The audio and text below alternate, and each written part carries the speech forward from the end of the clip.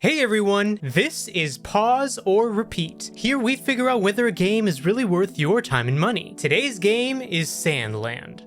Based on the manga series of the same name by Akira Toriyama, Sandland is a new RPG adventure published by Bandai Namco. The game is developed by ILCA, a studio known for a couple of more modern Pokemon games, as well as One Piece Odyssey. Before passing, Akira Toriyama even gave his approval of the game. So with that in mind, let's look at what is presented and start with the gameplay.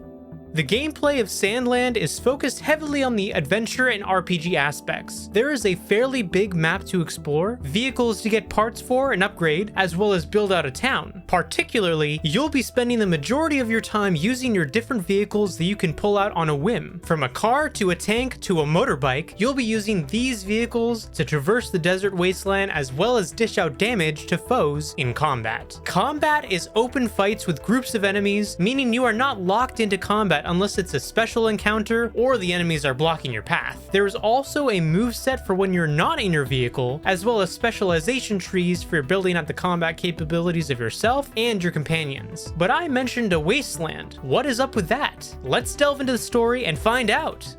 In this world, humans and demons exist, but do not coexist. The world used to have resources plentiful, but after many conflicts, the world was left as a wasteland. Enter your main character, Beelzebub, son of Lucifer and prince of the demons. The demons steal resources like food and water from transports on the regular, and as such, the humans are scared of the demons. One day, a human approaches the demon settlement requesting aid to search for a spring of water, and thus begins Beelzebub's adventure. But now the question still stands. Pause or repeat?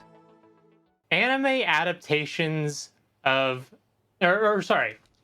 video game adaptations of anime is sometimes something that isn't always done that well, unfortunately. It's kind of, the curse of adaptations in a way. Yeah. This game, however, subverts that completely because this game is really, really fun. But I'm curious, what do you think about it, Chris? We heard from me already quite a bit. Yeah, Sandland is a nostalgia bomb from Akira Toriyama. If anybody's not familiar with this work, he is the creator of Dragon Ball and whisking fans back to the childhood. Though, some people kind of been arguing whether this game has been able to pack a punch with its gameplay department because, maybe the hand-to-hand combat isn't quite there, but the vehicle mechanics is freaking amazing. And trust me, it's not going to be leaving you that much feeling as though you're feeling flat like a desert horizon. I mean, I don't know about you, Henrik. Sandland's like mostly brown scenery might make you question why you're not loving it as much as Fallout New Vegas, because I keep seeing all these debates, talking about which one's the best in the series. But after all, fans have declared it as the series pinnacle, so maybe it's time to embrace the beige and join the sand side of gaming greatness. What do you think about this game, Henrik? You don't like beige? Come on, Chris. I mean, I know we're wearing black, but come on. No, I think it's really, really cool. That's not exactly what I'm saying. I think Sandland will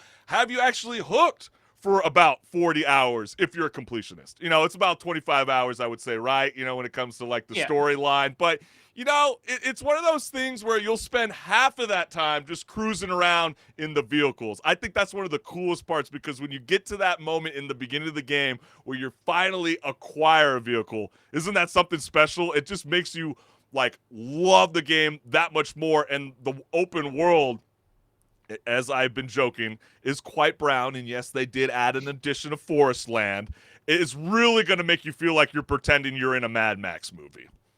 Yeah, and I do think that they did a very, very good job with the vehicle combat.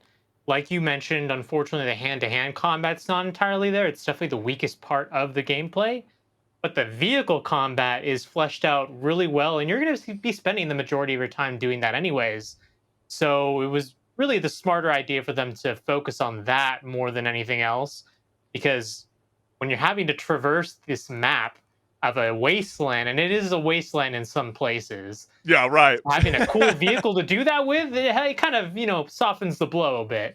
Oh, yeah. I mean, like, who cares if the game's a bit hollow when you've got car combat like Sandland? I think when you could be able to switch upon motorbike, motorbikes to mech mechanics to even these explosive like tanks. I mean, I don't know about you, Henrik. I love a good explosion in video games, and something about this game just makes you want to constantly be a tank assassin in this vehicle mod. But Sniping then, people. right, with your tank exactly. cannon. And then you start to go into these like corridors and dungeon kind of style of side quests, and then that's when you really want to start to jump in like one of those like grasshopper kind of style vehicles. I thought those were pretty fun to play out throughout the game. Yeah. But I'm just wondering though, Henrik. I mean, Sandland could have marinated its idea a bit longer under the scorching desert sun, but I'll just go out there and label it as a repeat, because sometimes, even in the gaming world, leftovers are still pretty tasty, if you know what I mean. And I feel like with all the mechanics, just with the combat vehicle gameplay, you're going to want to be hooked on this game. Yeah, this game came out at an unfortunate time for itself, because there's a lot of other games that have come out around the same time that have been either involved controversy or have been taking the spotlight in terms of where everyone's looking. But this game is really something worth looking for and playing if you get the chance, because I had a great time the whole time playing it. And I think that something that I can really highlight as well is that the story, which is something that in an open world is not always really that great. The story in this is really fun. And that's because it doesn't take itself seriously. It knows its Right. source material being this goofy, silly, lighthearted. But I in a way, will at do least, say though, Henrik, manga. I mean, I understand it is a manga, and this has already been a story that's already been within its own self, humans and demons. And then obviously like the main narrative in this story is like lack of water, hint on hint, Mhm. why they have that expansion of the forest land. But it's like we just saw it with Fallout, right? Radiated water. We know that there's a new Dune RPG that's going to be coming out. What's the theme again? Oh wait, lack of water. Beige, desert, Yeah, water. right. So Scarce. it's like I'm just wondering, like, to me, I would argue that this was a perfect time for this to drop, Oh. because if it kept delaying any further, the release of this game, don't you think that we'd all be sick and tired of getting baked in the sun with these kind of That's a style good of point. games?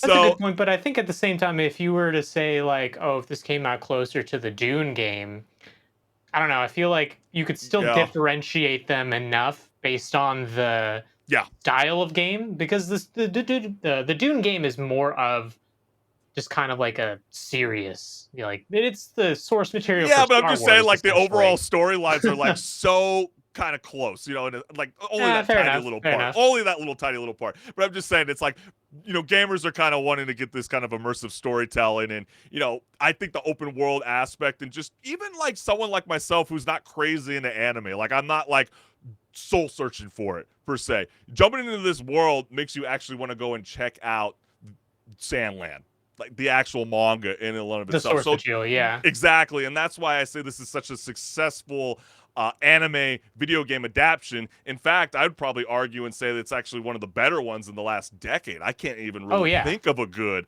manga or anime-based video game that's actually excelled at the level that I'm seeing with this game. And yeah, if you're like a big RPG fan and maybe you were a little upset with Starfield and you kind of wanted that itch for a new open world game and you don't really want to fall back into Fallout 4, this game is a great way to just jump in. What are you waiting for?